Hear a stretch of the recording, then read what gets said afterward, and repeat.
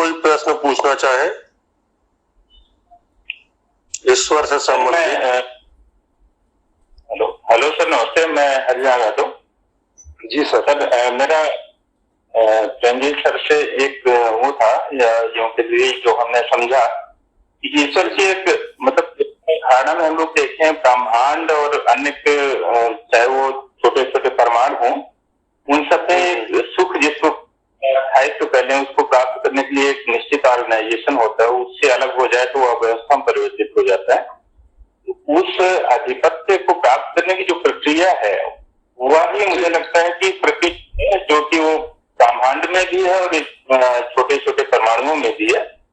दूसरे जो भगवान या ईश्वर की लोगों में प्रचलित अवधारणा है उसके बारे में मुझे ये कहना है कि जो मानव का समाज है उसने जो अच्छे अच्छे गुण हैं मानव कल्याण के लिए हैं, जो आसानी से मानव समाज को चलाते हैं, उसको अध्यारोपित करके एक पात्र के रूप में, व्यक्ति के रूप में भगवान निर्मित किए हैं। तो वो एक मानवीय जगत वाला भगवान हो गया। तीसरा जिस पर बार बार हम लोग अभी बात कर रहे थे कि लोभ की और अन्य चीजों की, तो उसमें उस जो मानवीय समाज को नियंत्रित करने के लिए या आसानी से चलाने के लिए जो जो गुण होने चाहिए किसी व्यक्ति में, समाज में, उन सब चीजों को हमारे धार्मिक साहित्यों में, जो वास्तविक धार्मिक साहित्य है, दर्शन है, उसमें निरूपित किया गया है। लेकिन उसमें इतनी विसंगतियां आजकल के समय में आ गई हैं कि जो धार्मिक विचार प्रस्तुत किए जा रहे हैं वो किसी न किसी उद्देश्य से प्रेरित होते हैं। जैसे कि एक उदाहरण के तौर पर हम लोग ले लें कि जो ग्रंथ हैं या विवाह शादी की व्यवस्थाएं उसके द्वारा निरूपित की गई हैं, तो जो ब्राह्मण समाज है वो अपने यहाँ सर्वोत्तीय विवाह को निषिद्ध करता है, और वहीं पे जो यादव हैं, छोटी जातियां हैं या अन्य लोग हैं, उनमें इस चीज को उन्होंने बढ़ावा दिया है।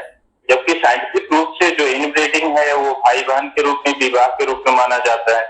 तो यहाँ पे जो साहित्यकार हैं या धार्मिक लोग हैं, उन्होंने एक तरीके की चालाकी अपनाई कि हम तो हाइब्रिड या आगे की तरफ ठीक से बने रहे और जो नीचे के हैं उनमें गुणों का एक प्योर फॉर्म में आ जाए कि वर्कर के रूप में या अन्य के रूप में ही बने रहे। तो ये विसंगतियां वहीं से उत्पन्न हुई और वह व्यवस्था का प्रश्न बनती चली गई। और वो व्यवस्था के प्रश्न में ही जो अभी अवनयन सर बात कर रहे थे कि भाई हम उस मंदिर में अन्य जगहों पे जाएं, तो मंदिर और अन्य जगहों से किसी को घृणा नहीं है। घृणा इस बात से है कि जो वहां पे दर्शन या जो हमें संतुष्टि मिलती थी वो झूठी संतुष्टि क्यों है, वहां पे गलत ज्ञान क्यों दिया जा रहा है, इस व्यवस्था के प्रति आक्रोश है, इसलिए उसका विरोध किया जाता है कि वहां पे जो ढोंग इत्यादि किए जा रहे हैं, उस ढोंग इत्यादि से दूर रचना और उसकी तार्किक अभिव्यक्ति हर एक व्यक्ति में होना, ये चीज जरूरी है। मुझे लगता है कि जो व्यक्तिगत प्रयास है और सामूहिक प्रयास है वो इसी तरफ होना चाहिए कि ये विसंगतियां या ये जो धार्मिक चालाकियां हैं या जो मानवीय गुणों का आधार लेकर के समाज को विकसित करने का प्रयास है, ये सब नहीं होना चाहिए। मेरा यही इतना ही कहना था सर। और ईश्वर की अवधारणा दो रूपों में है। एक जो बृहद रूप में सर ने बताया कि भाई सभी में ऑर्गेनाइजेशन या आधिपत्य की जो सत्ता है वो ईश्वर है, और जो मानव समाज की सत्ता है उसमें ढेर सारे गढ़े हुए भूत शामिल हैं। कैसा होना चाहिए, तो और चाहिए वाला हम तभी बोलते हैं कि जैसे पानी हमें उपलब्ध नहीं है तो पानी उपलब्ध होना चाहिए। बगल वाला आदमी मेरे साथ ठीक व्यवहार नहीं कर रहा है तो उसे ठीक व्यवहार करना चाहिए। ये जो हम जब चाहिए वाली भाषा बोलते हैं तो उसमें एक्चुअली हम अपनी इच्छाएं बता रहे होते हैं कि मुझे ऐसा चाहिए, मेरे चारों तरफ ऐसा वातावरण चाहिए, मुझे एक बढ़िया सी जॉब चाहिए, मुझे मर्सिडीज चाहिए, मुझे एक बढ़िया सा मंदिर चाहिए। सवाल इस बात का है कि ये जो बढ़िया सा चाहिए ये मिल क्यों नहीं रहा है, उसका क्या कारण है और उसका हम क्या निवारण कर दें जिससे कि ये मिलने लग जाए। तो चाहिए में इतना ही पता चलता है कि ये आपकी चाहते हैं, इससे ये नहीं पता चलता कि ऐसा कैसे हो जाए। वो जो मंदिर मस्जिद में जिन्होंने विकृति ला दी है, जिन लोगों ने, उन्होंने किस लिए ला दी है, उसका सीधा सा कारण है कि वो वहां धन चाहते हैं, कि वो सारे दिन वो उसमें लगे रहते हैं तो वो ज्यादा से ज्यादा धन कमाना चाहते हैं, इसलिए वो इस तरीके ऐसे तरीके पैदा करते चले जाते हैं कि भाई जिससे दूसरा आदमी को संभावना कम हो और मुझे बढ़ जाए। क्या सोचते हैं कि रिसोर्स कम है, 10 रोटी है और खाने वाले 2000 लोग हैं, तो अब वहां सब लोग ऐसा सोचेंगे कि भैया 10 की 10 रोटी मुझे मिल जाए, तो उसके लिए सबके सब लोग प्रयास करेंगे। यही विकृति है बस। भाई सारे लोग तो ये कह रहे हैं ना कि 10 रोटी मुझे मिल जाए, सारे लोग ये कह रहे हैं कि 10 रोटी सबको मिल जानी चाहिए, जो थोड़ा कोई सबके बारे में भी सोच रहा होगा। नहीं तो अपने बारे में तो आदमी सोचता ही है, वो कहता है मुझे 10 रोटी मिलनी चाहिए। अब रोटी वहां व्यवस्था ऐसी कर रखी है कि रोटी 10 ही पैदा हो रही है, तो अब वहां उसके लिए लड़ाई होगी। अब उसके लिए हर आदमी अपना अपना ट्रिक ढूंढेगा, अपना अपना तरीका ढूंढेगा कि मैं चुरा लूं क्या, मैं सामने वाले को बेवकूफ बना के हड़प लूं क्या, मैं ऐसे करके कर लूं क्या, मैं साधु बन के इनका महंत बन जाऊं क्या और इनको बोलूं कि 10% इधर दान करो। कैसे करके वो उसमें से ज्यादा रोटी ले ले, इस बात के लिए वो विकृति फैला रहा है। और इसीलिए ये विकृति हो रही है क्योंकि रोटी उसकी तरफ आ जा रही है, बाकी सबकी तरफ रोटी जा नहीं रही है ना। तो ये सारा चक्कर तो व्यवस्था का ही हो रखा है ना, कि अगर ऐसी व्यवस्था हो जाए कि पुजारी को जो चाहिए वो ऐसे स्वाभाविक रूप से मिल जाए, तब वो नहीं वो बोलेगा कि इस देवता के नाम पे यहाँ दक्षिणा चढ़ाओ, फिर थोड़ी देर बाद दूसरा मंत्र, फिर दूसरे देवता के नाम से 4 रुपए चढ़ाओ, फिर वो आपसे 1 रुपया भी नहीं लेगा। उसको मजा आता होगा पंडिताई करने का तो करेगा, और नहीं करना आता होगा तो जो काम करने में मजा आता होगा वो वाला काम वो करेगा। और फिर कोई नहीं ट्रिक लगाएगा कि भाई इस देवता के नाम पे दे दो, उस देवता के नाम पे दे दो, मंदिर लगा के वहां जो है वो दान पेटी नहीं रखेगा, है ना। ये सब कुछ नहीं होगा, मंदिर एकदम फ्रेश फ्री होगा। आप जाइए, आपको जो करना है आप करिए, और आप भी वहां क्या जाके करेंगे, अपने दुखड़े रोएंगे नहीं क्योंकि दुख आपको कोई है नहीं, सुखों की इच्छा नहीं करेंगे क्योंकि जो इच्छा है ऑलरेडी प्राप्त हो रही है। अब आप वहां काहे के लिए जा सकते हैं? ज्यादा से ज्यादा जिनको इस पूरे ब्रह्मांड को जानना है, खुद को जानना है, या कोई ईश्वर होता है नहीं होता है तो कैसा होता है, इस प्रकार के ज्ञान की अभिलाषा वाले कोई लोग वहां जा सकते हैं। तो वो भी वहां क्यों जाएंगे? वो जाएंगे सेल्फ रियलाइज्ड लोगों के पास, गुरुओं के पास जाएंगे, वो वहां मंदिरों के पास क्यों जाएंगे? तो मंदिर मस्जिदों का जो अस्तित्व है वो केवल खराब व्यवस्था में ही उनका ये उपयोगी है, और उसका कोई उपयोग ही नहीं बचता है। उसके अलावा कोई उपयोग अगर है तो आप बता सकते हैं मुझे, अच्छी व्यवस्था में। ये बात है अच्छी। हरे राम सर जी। हाँ सर, शुरुआत में जो इन लोगों की नींव पड़ी, इस नींव में यही था कि मतलब जो विशेष तौर से दार्शनिक या जो सिद्ध लोग थे पहले ऐसे ही स्थानों पर रहा करते थे, चाहे वो आश्रम कर लीजिए, मंदिर कर लीजिए, वही बात में प्रकारांतर में परिवर्तित हुए हैं। तो उनके द्वारा जो आंतरिक नैतिकता या मानवीय मूल्य कह लीजिए उनके स्थापना समाज में की गई थी, जिसके कारण समाज आसानी के साथ चले। वो राजाओं के साथ मिलके उसकी अलग विकृति आई, वो अलग चीज है। लेकिन जो मानव के आपसी संबंध है, प्रेम और अन्य के जो नैतिक मूल्य है, मानवीय मूल्य है, एक दूसरे की सहायता करना और अपनी जो है उससे अधिक संग्रह नहीं करना, तो जब ऐसी स्थितियां आंतरिक अनुशासन प्रत्येक व्यक्ति में अपने आप से डेवलप हो जाएंगे तो व्यवस्था अपने आप सुधरती चली जाएगी। नहीं अपने आप कैसे डेवलप हो जाएगी? मतलब माने आपके पास पानी नहीं है और आपको पानी इकट्ठा नहीं करने की वृत्ति आ जाए, ये कैसे होगा?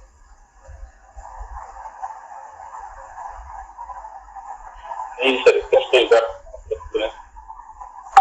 देखो, व्यवस्थाएं सिरोही की व्यवस्थाएं सारी बनी हुई है, जैसे पानी मतलब की। मेरे सुनिए ना, मतलब मेरे कहने से आपके पास अगर पानी की व्यवस्था नहीं है और आपको 10 किलोमीटर दूर से लाना पड़ता है पानी, और केवल मेरे कहने से कि भाई साहब आप डेली बस 1 कटोरा पानी भर के लाइए वहां से, इससे ज्यादा ना लाइए, आप मेरे कहने से मान जाएंगे?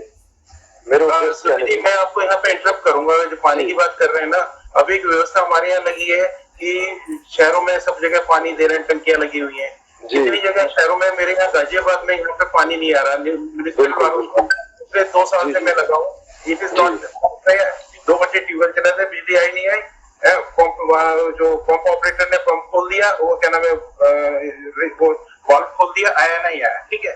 वो जीएम को कह लो, नगर आयुक्त के कह लो, कोई नहीं सुनता, ठीक है। दूसरी बात क्या है कि हम वो व्यवस्था गांव तक लेके जा रहे हैं। गांव में भी जगह शौचालय बना दिए, गांव में हमारे सीवर लाइन पड़ी है कहीं पे, गांव में हमें जो टॉयलेट्स बना रहे हैं वो कम से कम क्या है कि 10 साल बाद जो महामारी होगी, किसी ने उस खतरे को एनालाइज किया आज की तारीख में? तो ये व्यवस्था की तो बात हुई सर, ये व्यवस्था की बात हुई ना। नहीं, ये हम लोग जो बातें कर रहे हैं, कहीं पे किसी साइंटिस्ट ने, किसी ने प्रूव किया कि 10 साल बाद जो बीमारी आएगी, कोरोना से भी भयंकर होगी, उसका क्या होगा? व्यवस्था की बात सर, ये भी व्यवस्था की तो बात कह रहे हैं आप। इस व्यवस्था की एक आदमी नहीं, ज्वाइंट करने की जरूरत है। मैंने क्या कहा, सेल्फ रिलायंस की जरूरत है। हम क्या कर रहे हैं, आत्ममंथन अरे सर अभी हम लोगों ने बात की थी कि कोई एक आदमी व्यवस्था देता है, प्रेस्क्राइब करता है, जिसको समझ में आती है, समाज के सामने रखता है और समाज को बेनिफिशियल लगती है तो वो उसे एक्सेप्ट करता है। व्यवस्था ऐसे करके आती है। सारे लोग कभी व्यवस्था के बारे में नहीं सोचते और सोच भी नहीं सकते हैं जी। क्वालिटी सर्कल आपने नाम सुना होगा, जो इंडस्ट्रीज में प्रिवेलिंग है।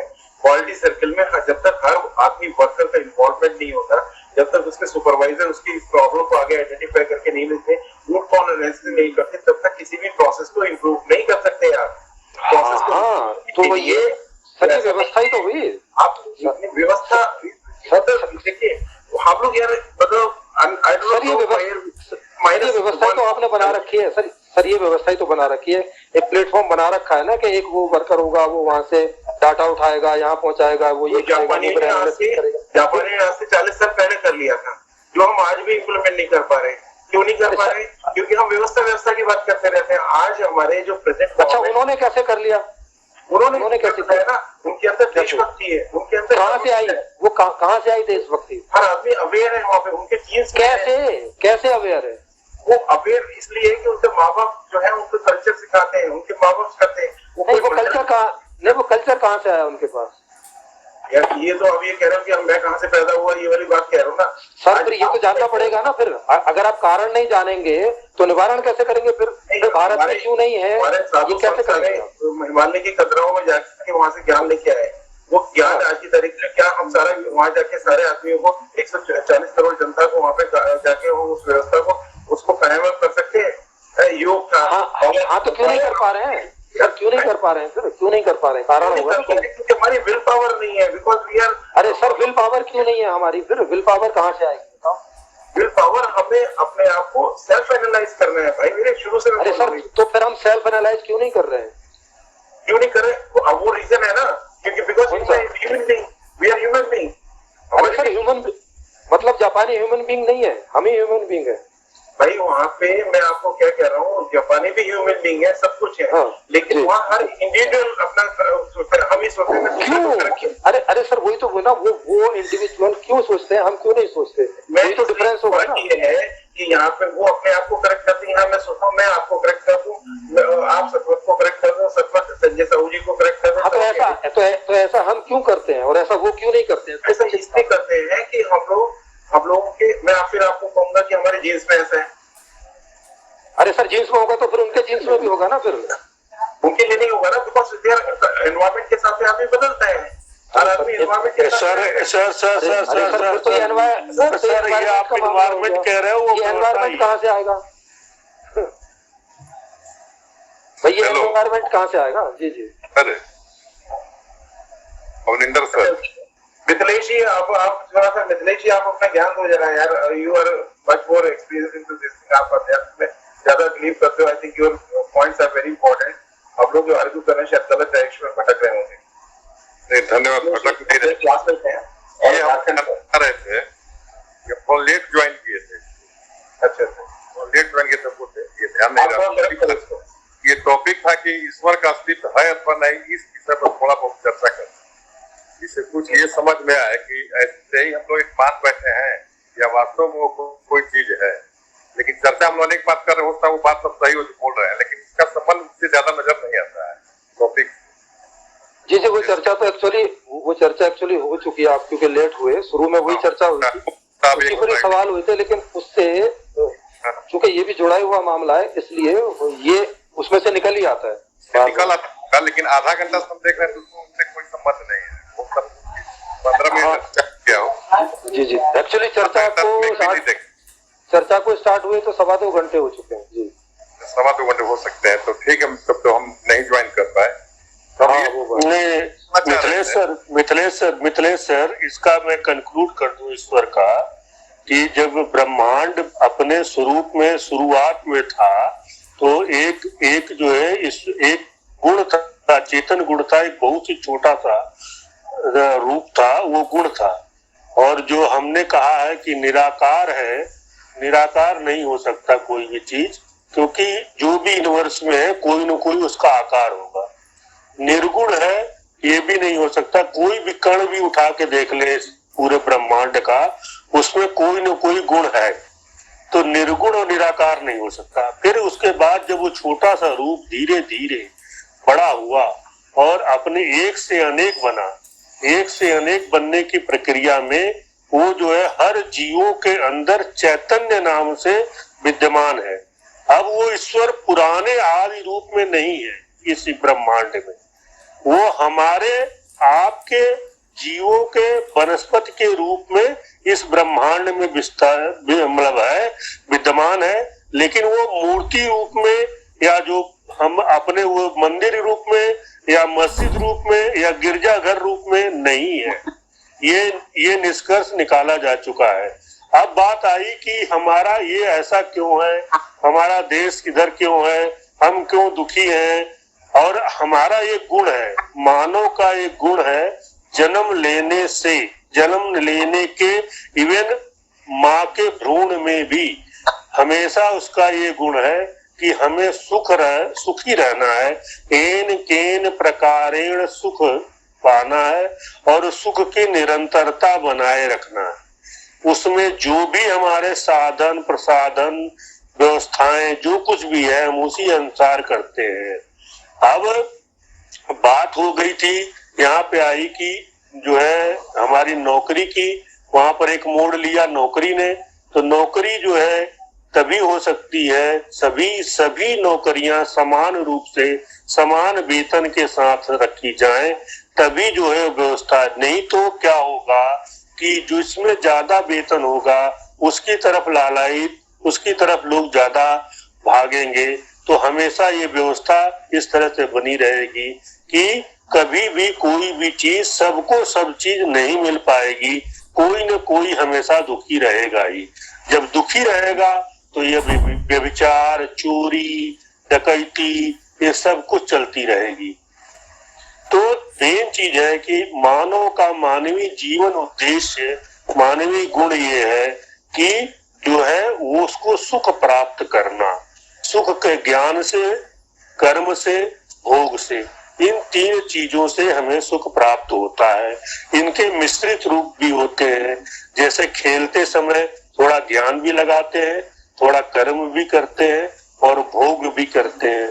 तो आनंद का भोग करते हैं। कोई भी गेम होगा तो उसमें ज्ञान भी, ट्रिक भी लगेगा, कोई भी कर्म मतलब भागदौड़ भी होगी, और कुछ जो है हमारा भोग जो है, जो हमें जो है अपने अंदर उत्साह, अपने अंदर सुख प्रदान करेगा, वो मिलेगा। इसी तरीके बात आगे बढ़ते बढ़ते जो है इस चर्चा में ये बात आई कि हम अपने को या दूसरे को या क्यों नहीं मानवीय गुण को जो है पर इन्फोर्स करते हैं, जबरदस्ती डालते हैं। भाई जब मैं भूखा हूँ तो आप मुझसे बोलोगे कि नहीं तुम भूखे ही बैठे रहो और तुम चोरी मत करो, तुम्हें खाने की जरूरत नहीं है, तो क्या हम मान जाएंगे? नहीं मान सकते, क्योंकि हमें सुख प्राप्त करना है। भूख लगी है तो भूख तो हमें अपनी जो है मिटानी है, प्यास लगी है तो प्यास मिटाना है। तो उसके लिए हम चोरी करते हैं, हम व्यभिचार करते हैं, नेता जो है। अच्छा, दूसरी एक चीज है, जो संसाधन हमारे पास प्रचुर मात्रा में उपलब्ध है उसके लिए हम कभी लालच नहीं करते, उसको कभी हम इकट्ठा नहीं करते।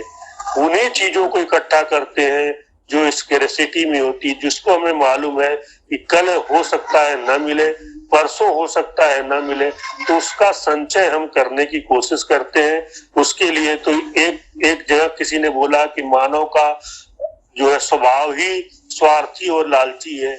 जब इसको परीक्षण किया गया पानी के आधार पर तो ये जो है ऐसा नहीं दिखा।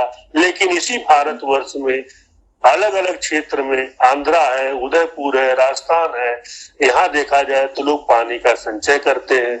लेकिन उत्तर प्रदेश में या और जगह देखा जाए जहाँ पानी की प्रचुर मात्रा है वहाँ संचय नहीं करते। इसी तरीके हवा हर जगह प्रचुर मात्रा में है तो उस समय नहीं संचय, उसको संचय करने की कोशिश नहीं करते। लेकिन कोरोना के समय में जब ऐसा कुछ हो गया कि ऑक्सीजन की कमी या ये हुआ, तो लोगों ने अपने अपने हैसियत के अनुसार सब कुछ जो है जुगाड़ करने की कोशिश की और संचय करने की कोशिश की। इवन दवाइयां तक उन्होंने दूसरे की कभी परवाह नहीं की, रेमडेसिविर और जो इकट्ठा कर ली, जबकि कोई नहीं बीमार है घर में, तो भी जो है जो स्टेरॉइड, रेमडेसिविर और गैस के सिलेंडर और सब चीजें जो इकट्ठा कर लेंगी। कल दुविधा में कि कल यदि कुछ जरूरत पड़ी हमें नहीं मिली क्योंकि स्कैरिसिटी थी।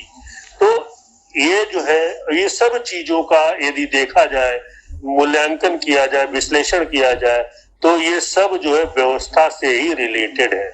इसी व्यवस्था से ही रिलेटेड होने की वजह से पंडित जो है भले ही उसका मन पूजा में न लगे, लेकिन वो पूजा करता है, वो माध्यम बनाता है और उसी से दान दक्षिणा लेता रहता है, मंत्र जापता रहता है और कहता रहता है कि मंत्र में जो है बहुत शक्ति है, गायत्री मंत्र में बहुत शक्ति। ये सब विधाएं जो है इसी तरीके से जो है विकृतियां जो है समाज में फैली है। शुरुआत में ये राजाओं की सहायता के लिए थी, देखा भी गया है कि पुरोहित और राजा, और इसी तरीके यदि आप विश्लेषण करेंगे तो राम की कथा कब आई, कृष्ण की कथा कब आई, इन सबको भी यदि और राजाओं से यदि आप करेंगे तो आपको मिलेगा कि वो उस लोगों ने दी उस समय जब उन राजाओं का आधिपत्य था, उस प्रदेश, उस पर्टिकुलर जातियों की राजाओं का आधिपत्य था। इसको आप विश्लेषण कर सकते हैं, अलग अलग जो है कालखंड में देख सकते हैं। तो यहाँ तक चर्चा चली है। इसके बाद आप जो भी प्रश्न मिथिलेश साहब पूछना चाहें भाई साहब तो आप पूछ सकते हैं, और प्रेमजीत जी तैयार है, तो आपको जो है मैं जी सुरेंद्र जी अपना माइक आप ऑफ कर लीजिए, आपके वहां से आवाज आ रही है। सुरेंद्र जी जी सर पूछिए मिथिलेश सर।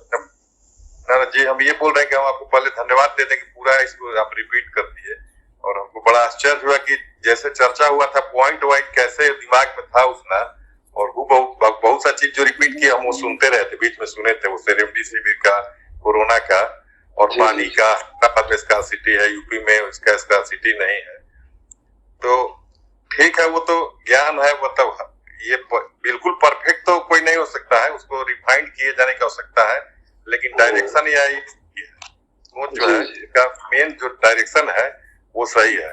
उसमें से हर आदमी के मुंडे मुंडे मति भिन्ना होता है, और भगवान का अस्तित्व जो आपने स्वीकार कर दिया कि भगवान का अस्तित्व है, और खैर स्वीकार हम करें या नहीं करें, वो है तो है, नहीं है तो नहीं है, वो तो ये होता है हमारे यहाँ मिथिलेश सर भगवान का अस्तित्व है, वो हमारे और आपके स्वरूप में, आपके रूप, हमारे और आपके रूप में, वैसे रूप में नहीं है जैसे के जो वो है कॉन्सेप्ट। पलक झपकने का जो समय होता है, जितना समय लगता है पलक झपकने में, उतना में इस ब्रह्मांड में सैकड़ों पृथ्वी जैसा ग्रह टूटता है और नया बनता है। उतना ही समय जो पलक झपकने का समय होता है, 1 सेकंड माने या 1/10 सेकंड माने, उतना समय में इस ब्रह्मांड में कम से कम इस पृथ्वी जैसा 100 नया ग्रह पैदा होता है, और 100 नया ग्रह टूट के विखंडित हो जाता है, और वो शक्ति ईश्वर की है। तो उसके बारे में छोटा सा मनुष्य का ब्रेन जो जिसका साइज मान लीजिए 1 फीट या 6 इंच का 9 इंच का है, वो कितना समझ पाता होगा। मिथिलेश सर मैं यहाँ पे रोकूंगा आपको थोड़ा सा। मेरा एक प्रश्न है, इतने ही प्रखंड में जितना आपने कहा कि 100 पृथ्वी का स्वरूप जो है खंडित होता है और जन्म लेता है, ये हमें कहाँ से ज्ञान प्राप्त हुआ? और एक ये तो नहीं सर वैज्ञानिक तथ्य है, बहुत अलग अलग चीजें हैं। ये हम कह रहे हैं कि एक्सपैंड हो रहा है, लेकिन ऐसा वैज्ञानिक तथ्य तो शायद नहीं, वो भी नहीं है, वो भी नहीं है, और फिर इनकी बात में एक विरोधाभास भी है। ये बोल रहे हैं कि ये अंदर 2 इंच का जो दिमाग है वो इन सब चीजों को जान भी नहीं सकता है, और फिर कह भी रहे हैं कि सैकड़ों धरतियां पैदा हो रही हैं, और तो जानकारी बोल रहे हो ना, ये बिना जाने कैसे बोल रहे हो? ये तो किसी ने ज्ञान दिया, उसको माना गया है। अरे सर जिसने भी ज्ञान दिया होगा उसने भी जाना होगा, और या तो वो भी आपकी तरफ ब्लफ मार रहा होगा। अब जैसे अभी आप स्वेटर नहीं लगाए, जाड़ा आएगा तो अपने स्वेटर लगा लीजिएगा। अब कहीं वैसा समय था तो था, अब लगा स्वेटर। नहीं देखो, ये आपका विरोधाभास तो हो गया ना, जाना तो किसी मनुष्य से नहीं होगा ना। किसी 2 इंच वाले दिमाग नहीं जाना होगा। अगर ये इस बात को हम सही सूचना माने तो कि भाई 100 या 100 से ज्यादा पृथ्वियां पलक झपकते ही गिर जाती हैं और पैदा हो जाती हैं, अगर हम इसको ज्ञान मान लें, उसका ऐसा कोई अंदाजा ना मान लें ऐसे ही उसने कोई ये तो इतना कॉमेंट गिरते रहता है, आते रहता है, ब्रह्मांड का साइज पता नहीं पृथ्वी से खरबों गुना ज्यादा बड़ा ग्रह पिंड है इसमें। नहीं सर, ये अरबों खरबों गुना बड़ा है, बात सत्य। प्लीज सर, थोड़ा सा हम लोग सभी वैज्ञानिक दृष्टिकोण वाले ही बैठे हुए हैं। ये इस तरह का नहीं है कि पलक झपकते जो है 1/10। हाँ, ये जरूर कहा गया है कि ब्रह्मांड एक्सपेंड कर रहा है, ब्रह्मांड जो है इस तरह से जो है चीजें, कुछ उल्का पिंडे गिर रही हैं, लेकिन सैकड़ों गिर रही हैं, पृथ्वी के बराबर गिर रही हैं, या इस तरह से हो रही हैं, नए ग्रह हो रहे हैं, इस तरह का नहीं है सर। अतिशयोक्ति वाला थोड़ा सा सर, मतलब हाँ, ये पृथ्वी को भी लाखों साल से ये पृथ्वी है, बनते बनते यहाँ तक पहुंची है, ये पलक झपकते ही नहीं हो गया है। लाखों साल में तो एक ही पृथ्वी बन के गिर नहीं रही है। जी भी चला जाएगा किसी पलक नहीं सर ये सर मिथिलेश सर, आप सम्माननीय है, प्लीज इसमें जो है इस तरह से अतिशयोक्त न करें। आपकी बात सही है। हाँ, ले जाने के लिए तो वहाँ चीजों को थोड़ा सा ज्ञान पर रखें। इतना छोटे चीज में लिमिट है और हम लोग सोचते हैं भगवान को सोच रहे हैं, तो अगर मान लिया गलत है सर, ये भी गलत है। उसी 2.5 इंच के ही किसी आदमी ने वेद पुराण लिखा हुआ है और उसी 2.5 इंच के आदमी ने भगवान को प्रतिस्थापित किया हुआ है। और उसी 2.5 इंच के आदमी ने एहसास भी किया है, यदि आप उस पे बोल रहे हो तो उसी 2.5 इंच के दिमाग वाले ने एहसास किया है कि भगवान है या नहीं है। 2.5 इंच नहीं, 6 इंच या 9 इंच जो भी है, जो भी इंच। मैं तो आपकी जो शुरुआत वाली नहीं, तब वो नहीं था। कहने का मतलब ये था कि उनके बारे में समझ पाना, हम ये बैठ करके सोचे और हम सोचे कि निष्कर्ष क्यों नहीं सर, जब उसने मुझे जब उसने जिनकी रुचि है सर, जिनकी रुचि होती है वो करते हैं, वो उनके कहने से ऐसा लग रहा है कि उनकी रुचि नहीं है। किसी ने जब पैर पकड़ा तो कहा कि ये एलिफेंट लाइक सर कथा नहीं सर कथा कहानी नहीं सर, प्लीज सर, कथा कहानी नहीं सर। आपका विरोधाभास हो जा रहा है ना। आप एक तरफ कह रहे हैं कि लोगों ने जाना और एक तरफ कह रहे हैं कि किसी ने पैर जाना, किसी ने हाथ जाना। आप खुद ही विरोधाभास कर रहे हैं। कथा कहीं नहीं है, यही तो समझने का तरीका है कि फुल ज्ञान हम लोग पूरा ब्रह्मांड का थोड़ा ही, जिसके आधार पर ईश्वर के बारे में हम हम निश्चित पूर्वक करता है। हाँ, तो चलो फुल ज्ञान नहीं है तो सर फुल ज्ञान नहीं है तो फुल ज्ञान की बात ना करें ना। फिर जो थोड़ा बहुत ज्ञान है उसकी बात करें। जी बोल रहे हैं, मानना न मानना आपके ऊपर है। हेलो, जो मानते हो बतला दीजिए। नहीं वो तो ठीक है। यही चीज तो मिथिलेश सर, यही आपकी मान्यता को मानना नहीं कर रहे हैं। नहीं, जिसको मानना है माने, जिसको न मानना है न माने। यही से तो अज्ञान का जन्म हुआ है। ज्ञान का नहीं, यहाँ पर उसको मतलब तो कैसा है आपका ये कि ईश्वर नहीं सर, ये टॉपिक सदियों से हमें चल रहा है सर। इसे ज्ञान नहीं बोलते ना, जो माने नहीं माने इस बात। हाँ, ये टॉपिक हमें सदियों से चल रहा है सर, सदियों से हमारा शोषण वो कर रहा है। नहीं, जैसे अभी आप मंदिर की बात कर रहे हैं, मंदिर में किस चाहते हैं कि जिसको सुख मिल गया जाएगा, सुख जिसको मिला हुआ नहीं जाएगा। अच्छा सर, ये बताओ सर कि यदि आपको सब सुख मिल जाए तो आप यदि क्या भगवान को मानोगे? ईमानदारी से बताना सर। देखिए गीता में तो बोला हुआ है सर गीता उतार छोड़ दीजिए। सर गीता से नहीं पूछ रहे, आपसे गीता से नहीं पूछ रहे, मैं आपके ऊपर पूछ रहा हूँ सर, प्लीज। ये सब गीता वेद पुराण सब कुछ छोड़ दीजिए। एक मिनट, अगर सुख मिल जाए तो फिर भी दुख आने का रिस्क बना रहता है। ना यही तो चीज बस यही गड़बड़ है। जहाँ दुख आता है सर, जहाँ दुख आ रहा है वहीं पे जो है भगवान पदार्पित हो रहे हैं। जहाँ दुख का ना वही तो कह रहा हूँ मैं। जहाँ दुख की संभावना नहीं है, जहाँ दुख की संभावना नहीं है वहाँ भगवान नहीं है सर। वहाँ पे धन गुरु सतगुरु बेरा वाले आ रहे हैं, ऐसा नहीं है भगवान ही आ रहे हैं वहाँ पे। अरे सर कुछ भी हो, मान ले कि चलिए सुख के लिए भगवान खोज रहा है और सुख मिल गया तो भगवान नहीं खोजेगा, तो उसी में एक हम ये दिख रहा है कि कहने को उसमें सूख पर ये केवल जाते हैं तो हम वो भी केवल सर जी मिथिलेश सर, वो भी केवल इसलिए कि हमें सांत्वना मिले कि हमें मानसिक सांत्वना मिले, मानसिक क्षण में जो है उस समय जो सांत्वना मिले। और अक्सर हम कहते हैं भगवान को परीक्षा देने जाते हैं, कहते हैं भगवान हमें सफल करना, और जब सफल नहीं हो पाते हैं तो कहते हैं भगवान की इच्छा नहीं थी, हम सफल नहीं हुए। और उसको जो भगवान के ऊपर ही सब पद अर्पित कर देते हैं, जबकि भगवान है ही नहीं है। भगवान जो है अंड था, अंड ब्रह्मांड अंड था, अंड जो है अंडे से मुर्गी बन गया। अब वो अंडे का जो है अंडे का स्थान खत्म, अंडे का स्थान खत्म। सर नमस्कार। परिवर्तनशील है, पहले भगवान अलग तरह का था, आज अलग तरह का है। आज आप में है, हम में है, इसलिए सनातन धर्म में जो कहा गया है जी हाँ, परिवर्तनशीलता है, बिल्कुल। ईश्वर तुम में है, हम में है, कल्याण में है। जी हाँ, ईश्वर परिवर्तनशील है, बिल्कुल सही बात है। सर नमस्कार, मैं भी कुछ बात कहूँ क्या? जी सर। परिवर्तन ईश्वर के ईश्वर होंगे जो परिवर्तन कर रहे होंगे उनमें। सर नहीं, ऐसा नहीं है सर, स्वतः परिवर्तनशील है, उसके अंदर शक्ति निहित है। ईश्वर की परिभाषा क्या है? ईश्वर की परिभाषा, हाँ, ईश्वर की परिभाषा बताई थी, आप शायद लेट हो गए।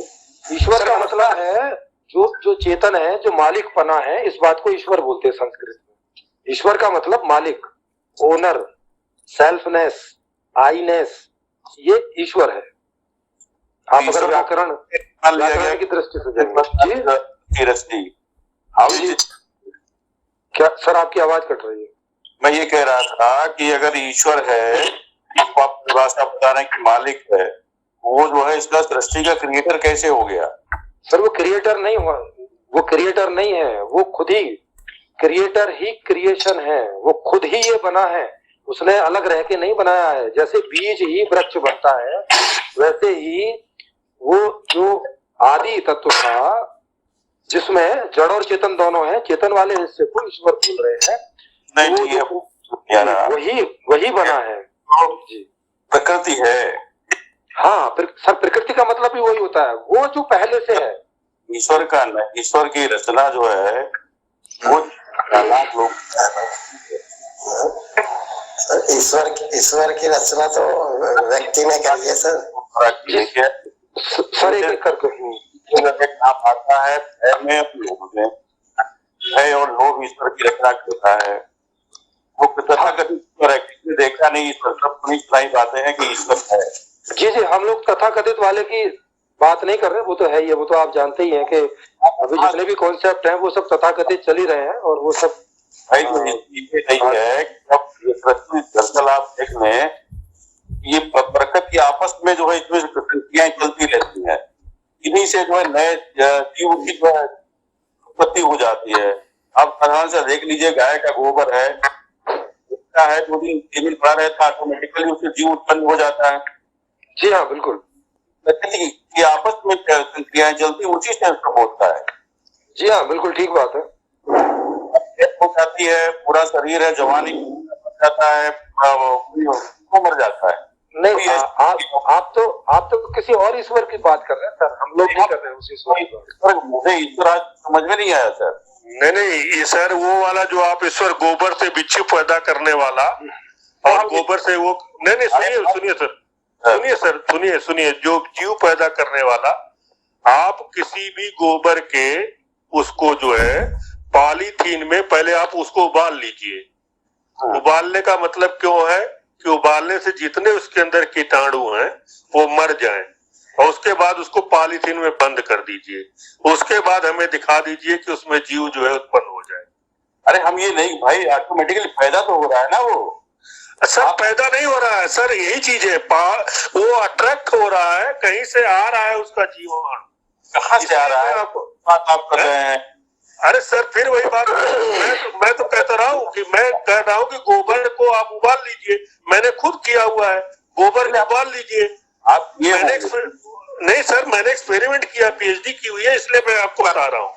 गोबर क्यों, कहाँ से ना सर गोबर को ना sir, please sir, please sir, गोबर को आप उबालिए जिससे उसके अंदर बैक्टीरिया सब मर जाएं और उसको पॉलीथीन में बंद कर दीजिए और फिर हमें दिखा दीजिए कि उसमें कोई जीव जंतु उत्पन्न हो जाए। ऐसा नहीं होता है, बोल रहे हैं गेहूं के बीज को तवे पर भून लीजिए और उसको फिर मिट्टी में डालिए, थोड़ा ही गेहूं निकलेगा उससे। हाँ नहीं निकलेगा। अंडे को बॉईल कर लीजिए, फिर मुर्गी के नीचे रख दीजिए, नहीं निकलेगा चूजा। यही तो बोल रहे हैं सर। नियम है कि हम ये कह रहे हैं कि काम कह रहे हैं कि गोबर है, गोबर से ऑटोमेटिकली अपने आप जो है जीव पैदा हो जा रहा है। नहीं तो इसको मना कौन कर रहा है सर? इस बात नहीं हो रहा, यही तो मैं खंडन कर रहा हूँ, नहीं वो कह रहे हैं बिना उबाले हुए ऐसे हो रहा है, वो ठीक है। लेकिन हम इसमें सवाल कहाँ उठा रहे हैं? कर लिया जाए। आप खंडन कहाँ कर रहे हैं? प्रकृति के विरोध में कहाँ जा सकते हैं आप? शामिल करके आप जो है उसको जीना। सर थोड़ा बताइए तो, प्रकृति माने क्या? प्रकृति मतलब क्या? ये जो आपने बताया था, जो प्रकृति के पूर्व रहा हो, कोई रचना से पूर्व जो रहा हो, प्रकृति का मतलब है जो हम कोई रचना बनाओ नहीं करते, इससे पहले कोई रहा हो। नहीं सुनिए तो वो आपने ठीक नहीं समझा ना। मैंने कहा देखो, प्राकृति का मतलब होता है, प्रा यहाँ उपसर्ग है और प्रा का मतलब है पहले से, पूर्व से। प्रकृति के पहले से जो मौजूद है दैट इज प्रकृति। अरे सर, प्रकृति के पहले से नहीं, प्रकृति का ही अर्थ बता रहा हूँ। प्रकृति वही बता रहा हूँ, प्रकृति के पहले नहीं। उपसर्ग प्रकृति के पहले जो कुछ बना है उसके जो पहले है दैट इज प्रकृति। अरे सर फिर समझ लीजिए ना, संस्कृत के आचार्य, आप जाके उनसे पूछ सकते हैं, मैं आपको ठग नहीं रहा हूँ। हाँ, प्रकृति का मतलब है प्रा धन कृति, प्रा उपसर्ग है जिसका अर्थ होता है पहले से, और कृति का मतलब रहता है एक डिजाइन, एक संरचना। यही तो बॉस मैं कह रहा हूँ कि जो बनावट है उसके पहले जो कुछ रहा होगा वो प्रकृति है। अरे सर वो नहीं हो, पहले से है उसके। सर मुझे एक बार डिफाइन कर देने दीजिए ना, क्योंकि आप जो कर रहे हैं वो मैं वो नहीं कह रहा हूँ जो आप कह रहे हैं, थोड़ा सा डिफरेंस है। तो मुझे अगर मैं अगर इसको कंप्लीट कर दूं तो फिर आपको समझ में आ जाएगा। आप क्या कह रहे हैं कि अभी जो है इसे प्रकृति कह रहे हैं और इसके पहले का जो है वो उसको कुछ और कह रहे हैं। मैं कह रहा हूं कि नहीं, अभी जो आप देख रहे हैं ये ब्रह्मांड है, ये प्रकृति नहीं है। प्रकृति का यहाँ अर्थ है कि ये ब्रह्मांड होने के पहले जो आदि, जो प्रथम चरण में थी बात, जो ये होने के पहले जो बात थी वो पूर्व से, जो पूर्व में जो पदार्थ था वो प्रकृति था, माने पहले से जो है। पहले से यही सोच रहा हूँ कि जहां तक कभी देखा गया है, जिसको आदि आप कह रहे हो, जो कृति दिखाई दे उसके पहले की जो चीजें हैं दैट इज कॉल्ड प्रकृति। अरे सर वो नहीं, जो पहली कृति है, पूर्व कृति का मतलब फर्स्ट कृति, उसके भी पहले, उसके पहले कुछ नहीं होता ना, उसके पहले क्या होगा? यही अरे सर कुछ कोई बात है, जो होगा वो तो कोई कृति होगी ना फिर। डिफाइंड है, इसलिए जो भी है मतलब जिसकी आदि है, जिसकी रचना नहीं, किसी ने रचना नहीं कर रही है। हाँ, तो इसीलिए मैंने बोला ना पहले से जो है, जो पहली कृति है, फर्स्ट डिजाइन, पहली संरचना जो है उसे प्रकृति बोलते हैं जी। पहली फर्स्ट डिजाइन। आपस में संक्रियाएं चलती रहती है, दुनिया भर का तो नए नए जन्म होते रहते हैं, उसमें नहीं देना है ना कुछ किसी से लेकर देना है। नहीं अभी सुनिए ना, अब ईश्वर का अर्थ सुनिए क्या, जैसे आपने प्रकृति का अर्थ सुन लिया वैसे ईश्वर का अर्थ सुनिए। ईश्वर का मतलब होता है इच्छा करने वाला एक फंक्शन है जो इच्छा करता है। ईश प्लस वर, जो इच्छा का वर्ण करता है। जैसे आपके अंदर इच्छा का वर्ण कौन करता है, माने इच्छा करने वाला जो फंक्शन है आपके अंदर है कि नहीं है? हाँ, इसको ईश्वर बोलते हैं। व्याकरण में, भाषा में ईश्वर का मतलब रहता है इच्छा करने वाला। व्यावहारिक दैट इज नॉट, व्यावहारिक जो अर्थ ईश्वर का लोग ले रहे हैं समाज में है वो नहीं है। ये आपका ग्रामर का हो सकता है, मुझे इससे लेना देना नहीं। सर मैं हाँ, तो हम यही बता रहे हैं ना यहाँ पे। तो ईश्वर का मतलब है ये। अब ये जहां भी हो, जिस भी पदार्थ में आपको इच्छा होने वाली फंक्शन हो रही है, इसका मतलब है कि वहां पे अब ईश्वर तत्व एक्टिव है। बाकी जहाँ पे नहीं हो रही है वहाँ केवल पदार्थ ही है।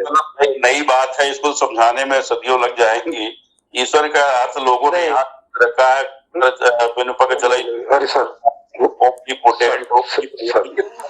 सर यही प्रॉब्लम क्या है ना, प्रॉब्लम क्या है ना, प्रॉब्लम क्या है, एक सेकंड लगे वो।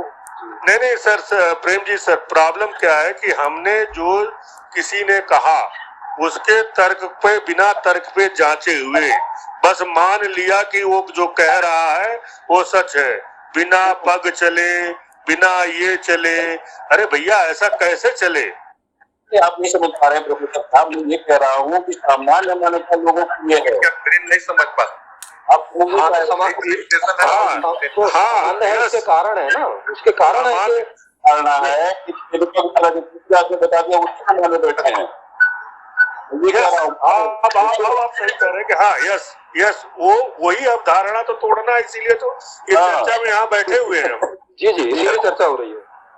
देखो अपनी अपनी हाइपोथेसिस है ये सारी, और उसमें जो कई सालों से चली आ रही है। सर यहाँ पे फिर मैं तोड़ूंगा। ये केवल हाइपोथेसिस नहीं है ना, हम कंफर्म कर रहे हैं। हाँ यस, मेरा कहने का मतलब हाइपोथेसिस को जब आप कंफर्म करते हो तो यहाँ कंफर्म कर रहे हैं। हाइपोथेसिस तभी तक होती है जब वो कंफर्म नहीं। हाँ यस, एविडेंस सर यस, नहीं एविडेंस तो हो गया ना यहाँ एविडेंस आपने, हाँ आपके ऊपर कहा जा रहा है, आपसे आप अपने ऊपर लगाइए कि आपके अंदर कोई इच्छा करने वाला है, तत्व है कि नहीं है, आप बता दीजिए। आप हाँ कह रहे तो कंफर्म हो गई ना, तो अब ये हाइपोथेसिस कैसे रहेगी?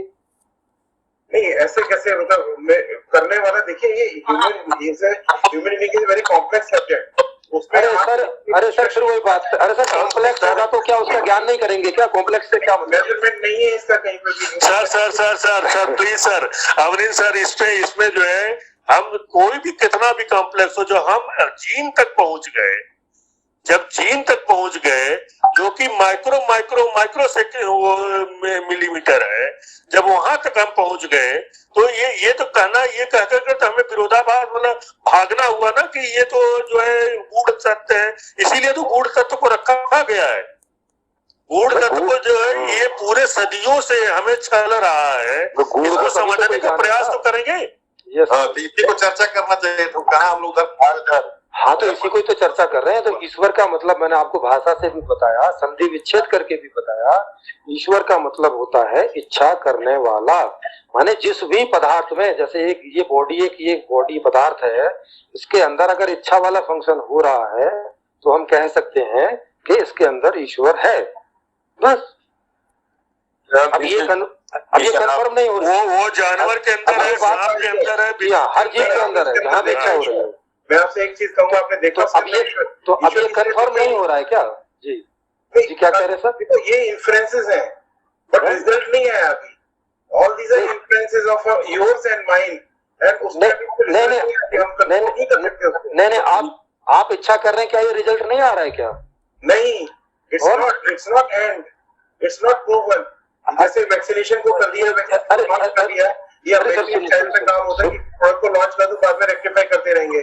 जब पहले प्रोडक्ट को रेक्टिफाई करते फिर लॉन्च। ना सर, यहाँ पे हमारा कोई उद्देश्य नहीं है आपको वैक्सीन बेचना। यहाँ हमारा उद्देश्य नहीं है किसी चीज को बेचना। यहाँ हमारे कोई ना सर, मेरा लाभ का कोई मतलब नहीं है। हाँ यदि मेरा लाभ होता और तब आप ये लांछन लगाते तब मैं आप ये हो रहा है कि मैं अगर जो हनुमान चालीसा पढ़ता हूँ तो मेरे को सेटिस्फेक्शन मिलता है। अब मैं ये सर वो तो हमने मान ही लिया, वो तो हमने मान ही लिया, वो तो एक्सेप्ट कर ही लिया कि नहीं सर, वो सर तो हर एक आदमी की भावनाएं अलग अलग है सर, लेकिन वो किसी पैरामीटर पे नापना बड़ा मुश्किल है। ना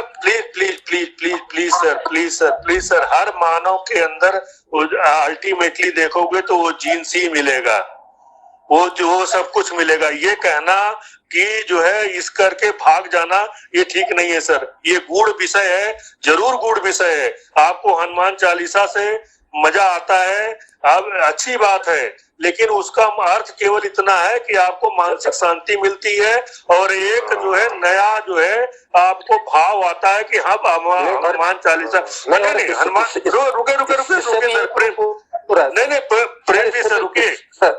हाँ सर इससे भी यही प्रूफ हो रहा है, देखो हाँ इससे भी यही प्रूफ हो रहा है कि कोई आए है उसके अंदर हनुमान चालीसा पढ़ने की इच्छा हो रही है और इच्छा उसकी है कि मैं अपनी अशांति दूर करना चाहता हूँ, इस वजह से, और उसे कोई पता चला कि हनुमान चालीसा पढ़ने से अशांति दूर हो सकती है। मैं उसको करना चाहता हूँ। सर आप बिना इच्छा किए हनुमान चालीसा पढ़ते हैं क्या? कोई इच्छा नहीं है, मैंने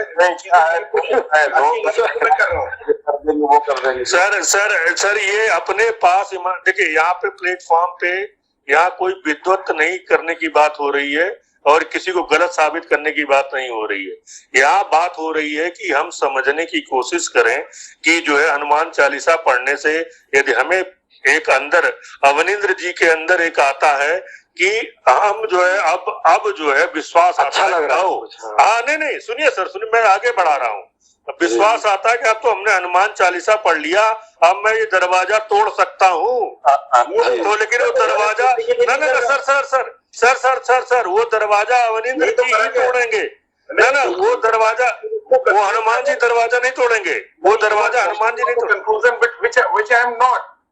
मैं सुंदरकांड पढ़ रहा हूँ, मैं हनुमान चालीसा पढ़ रहा हूँ, मैं कुरान पढ़ रहा हूँ, ये मैं क्या नाम है सरदारों का ग्रंथ होता है गुरु ग्रंथ साहिब पढ़ रहा हूँ। उसका मतलब ये नहीं है कि मेरे को सेटिस्फेक्शन मिल रहा है। I know what peoples are doing it. अच्छा तो किस लिए पढ़ रहे हैं? एनालिसिस के लिए पढ़ रहा हूँ, एनालिसिस के लिए पढ़ रहा हूँ, इसके लिए पढ़ रहा हूँ कि लोगों ने जो भ्रांतियां पैदा की हुई है वो सच है या गलत है।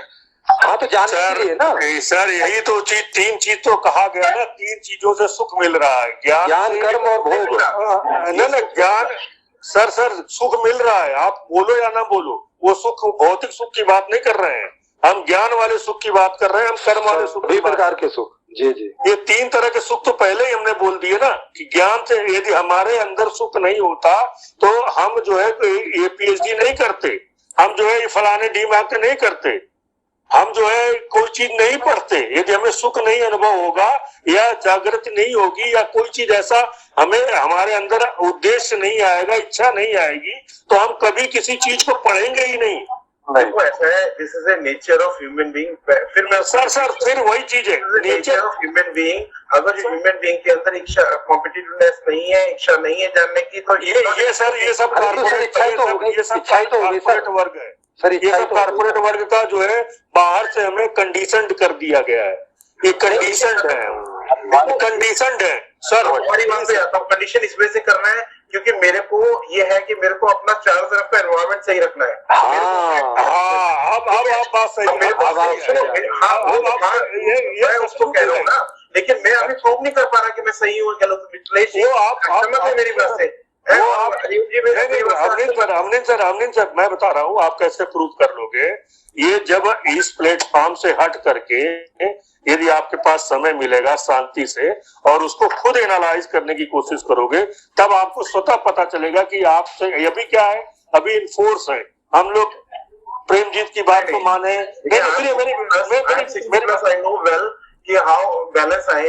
I am not enforced by anybody or any platform or any religion or anything. I know what is wrong or what is right. नहीं, ये भी चीज है सर, हो सकता है कोई चीज आपके संदर्भ में रॉन्ग हो और मेरे संदर्भ में राइट हो। हाँ वही तो इसीलिए कहा गया ना शुरुआत में, जब एक सुरेश जी या कोई थे उनको कहा गया कि जब आप अपने को सेंटर में रख करके सोचोगे चीजें, तभी आपको सही चीज का एनालिसिस होगा। जब तक हम दूसरे को सेंटर में रख करके करेंगे, हम सोचेंगे कि अवनींद्र जी को सेंटर में रख करके हम गलत कर रहे हैं या सही कर रहे हैं, तो अलग अलग परिभाषा आ जाएगी। जब आप अपने को अंदर स्व केंद्रित करके सोचेंगे तो वो सब चीजें जो है आपको एक धीरे धीरे जो है सब चीजें जो है दिखेंगी। ऐसा नहीं मैं कह रहा कि ये तो हम लोग यहाँ चर्चा केवल इसलिए कर रहे हैं कि जो हमारी जो है इतने दिनों से जो है गूढ़ता बनाई गई है, इसकी वास्तविकता क्या है? ये वास्तव में वही राधा कृष्ण या राम सीता या शिव शंकर या पार्वती वही है या हम ही है शिव शंकर और पार्वती और राधा कृष्ण? बात यहाँ हो रही है। क्योंकि भाई अल्टीमेटली तो हम ही कंफर्म करेंगे ना। अल्टीमेटली आप दुखी हैं, आपको क्या चाहिए ये तो आप ही कंफर्म करोगे। हटाना बड़ा, ह्यूमन बीइंग का हटाना बड़ा मुश्किल है। नहीं बहुत आसान है, बहुत आसान है सर, बहुत आसान है। मुश्किल इसलिए लग रहा है सर, मुश्किल इसलिए लग रहा है सदियों पुरानी जितनी चीजें हुई है सर वो आपको मुश्किल है, सर वो आपको मुश्किल है, मेरे लिए बहुत आसान है ये सब चीज। नहीं आप, मैं I think you and me are on the same edge of group and we Mithilesh ji also, we also discuss into our group daily. हमारे जो 15 कॉलेज के लोग हैं उसमें हम लोग डिस्कशन करते हैं।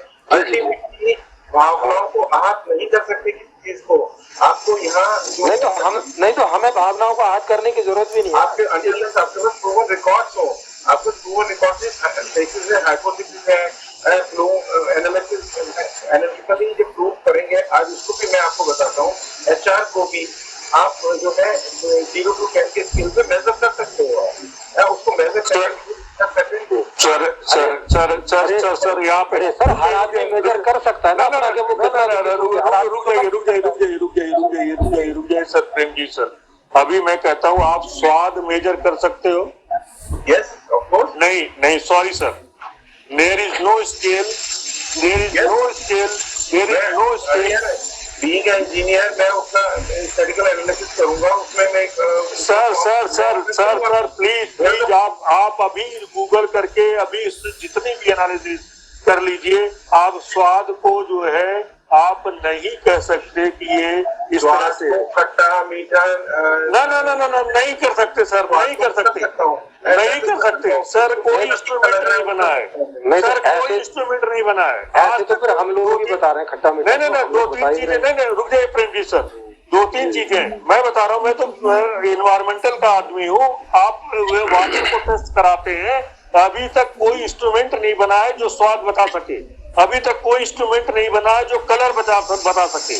अभी तक देखिए जो ज्ञानेंद्र वाली चीजें हैं, डाटा अगर इंडियन स्पेगल इंस्टीट्यूट में जाओ वहाँ सर मैं सब डाटा मैं तो बता रहा हूँ sir. Please sir Avneet sir, you search, you can give me, कोई ऐसा स्टेटिकल डाटा नहीं है। मैं तो करो ना, नहीं ये क्रिएट करना है ना, मैं वही तो कह रहा हूँ। आप नहीं क्रिएट नहीं है। There is no measurement of the such kind of instrument. I can bet anyone in the universe. That's why the human being comes, an intelligent person, professional person comes. No, only one तरीका। ना मैं बता रहा हूँ जितने भी food product हैं, coffee हो, चाय हो, मैगी हो, जो भी जितने भी फूड प्रोडक्ट हैं सबकी टेस्टिंग जो है 10 लोगों के पैनल में। इवन आपको बता रहा हूँ सुगंध का भी, आप कन्नौज में इत्र की फैक्ट्री है, आप जाके पूछ लीजिएगा, देख लीजिएगा, उसको कर लीजिएगा। 10 लोगों का पैनलिस्ट बनता है, वो बताता है कि इसको ग्रेडिंग देता है 1 से 10 की स्केल पे, फिर वो बोला जाता है, उसका एवरेज निकाला जाता है। ना इंस्ट्रूमेंट नहीं है, सॉरी वही मैं कर रहा हूँ। आदमी सर आदमी करता है, नाक जीभ और करती है सर। हाँ यस इंद्रिया। भाई आपका नॉर्मल डिस्ट्रीब्यूशन तक जितना शार्प होगा उतनी बढ़िया रिजल्ट। नहीं सर प्लीज नॉर्मल डिस्ट्रीब्यूशन नहीं काम करता सर, इसमें एवरेज डिस्ट्रीब्यूशन स्टैटिस्टिकल एनालिसिस काम। हाँ सर स्वाद का अगर एनालिसिस हो जाता तो आज के टाइम में मेरे के सारे ढाबे टॉप में चल रहे होते। ऐसा नहीं होता नेगी साहब, ऐसा है, मैं आपको कह रहा हूँ स्टैटिस्टिकल डाटा इकट्ठा करना है। सर मैं बताया क्या सर, IIT भगवान नहीं है। आज हम लोग अवनीत सर पूरे ही सम्मान के साथ मैं कह रहा हूँ, IIT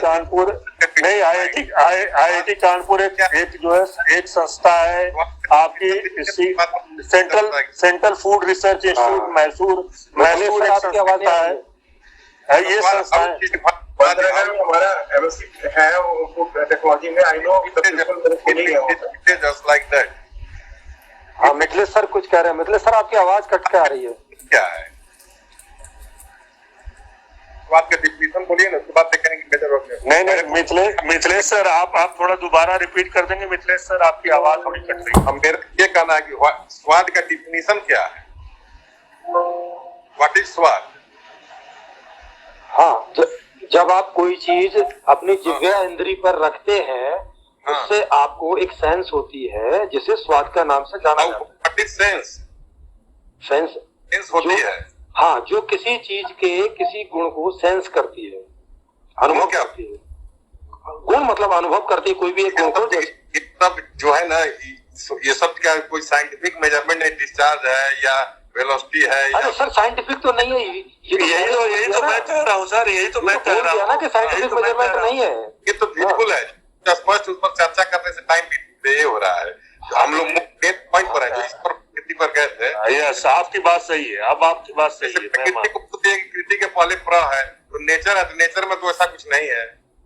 आप बोलेंगे जो हम मेरा करके समझते हैं वही ज्ञान है, लेकिन ईश्वर की डिफिनेशन ये जीव और ईश्वर में यही तो अंतर है कि जीव भी एक वृत्त है, ईश्वर भी एक वृत्त है।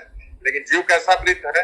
वो ऐसा वृत्त है कि जिसका केंद्र परिधि अनंत। अच्छा सर, ये इसका प्रूफ दे सकते हैं सर मिथिलेश सर, और किसका प्रूफ दे सकते हैं?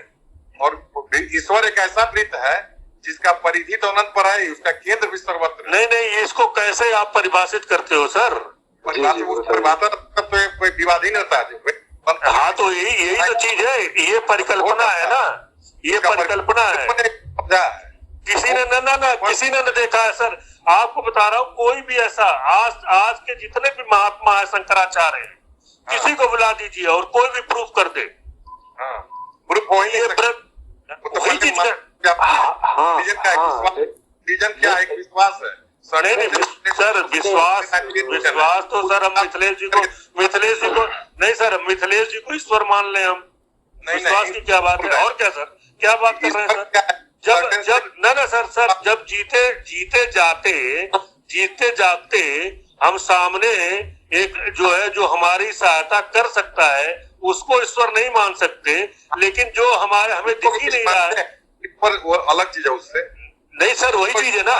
नहीं, जो अदृश्य है उसको ईश्वर का कोई अस्तित्व ही नहीं है सर। ईश्वर सर हमारा मनुष्य का अस्तित्व है सर, ईश्वर का नहीं है।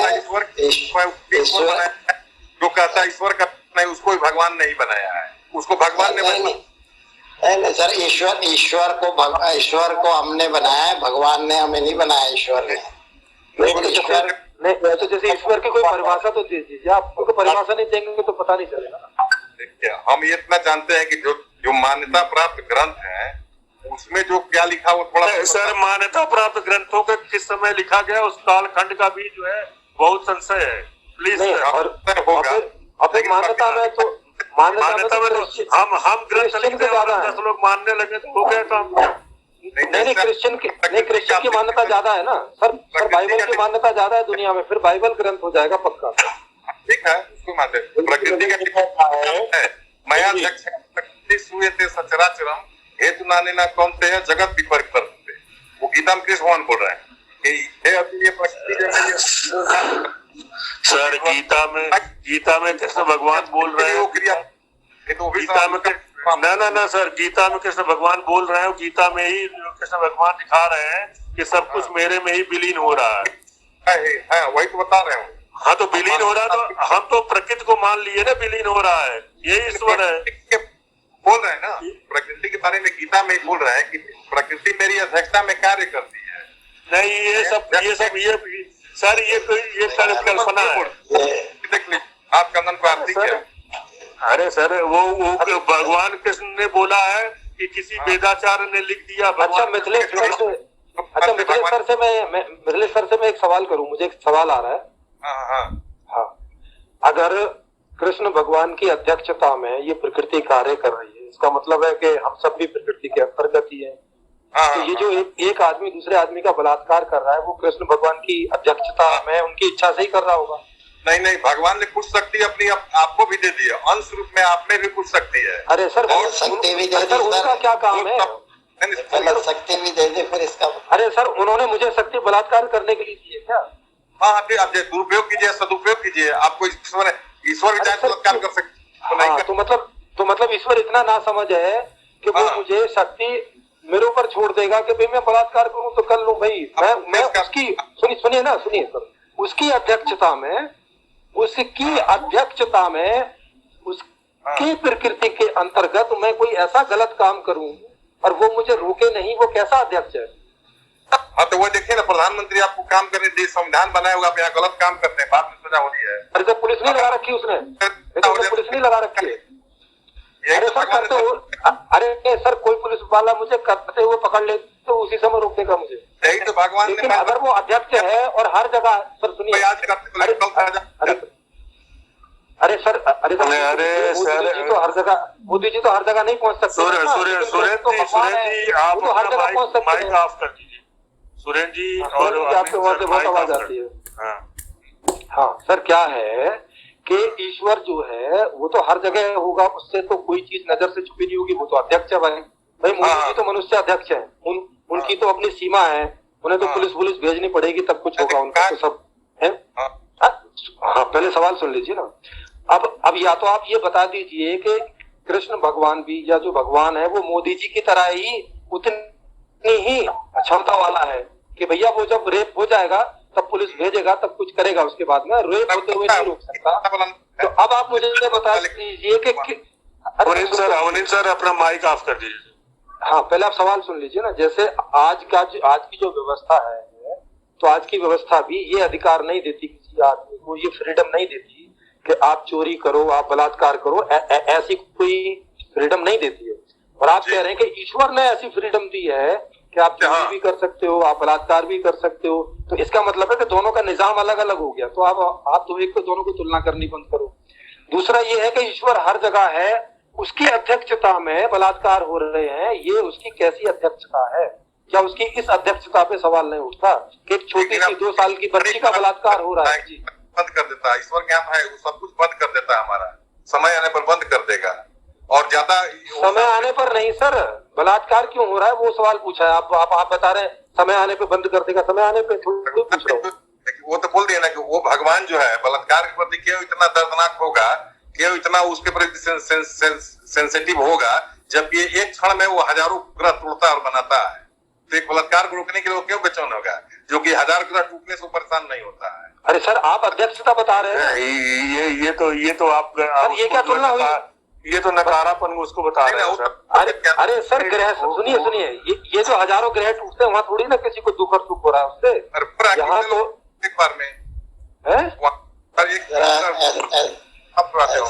ऐसे अध्यक्ष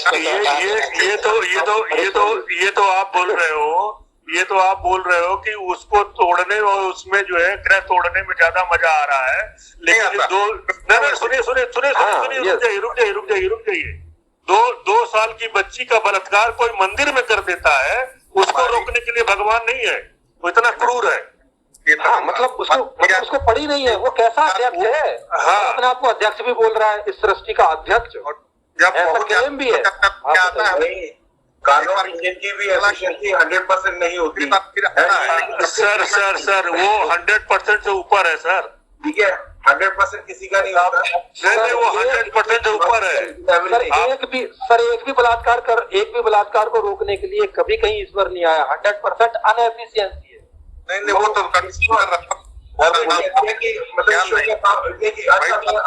किसने कह दिया कि ईश्वर का काम बलात्कार रोकना है, बताइए। हाँ तो क्या काम है उसका? फिर काम बताइए ना, काम क्या है उसका? काम क्या है?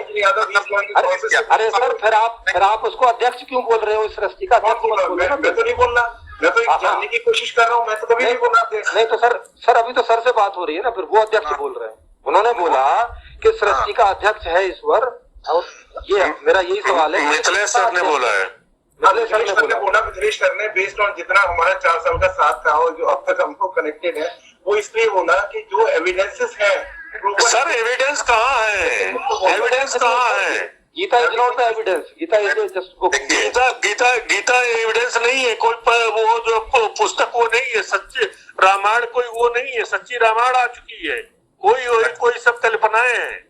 अच्छा कल्पना, तो अब सत्य है तो सत्य क्या है? आप कल्पनाओं में जी रहे हैं इंसान। सत्य को वही तो जांचेंगे, ऐसे ही करके जांचेंगे ना कि जो बात कही गई तो वो क्या सही हो सकती है उसको हम जांचेंगे ना, क्योंकि दुनिया तो अभी भी है, दुनिया तो खत्म होने गई है। तो जिन नियमों पे, जिन सिद्धांतों पे दुनिया आज है, उन्हीं नियमों और सिद्धांतों पे दुनिया राम और कृष्ण के समय पे भी रही होगी।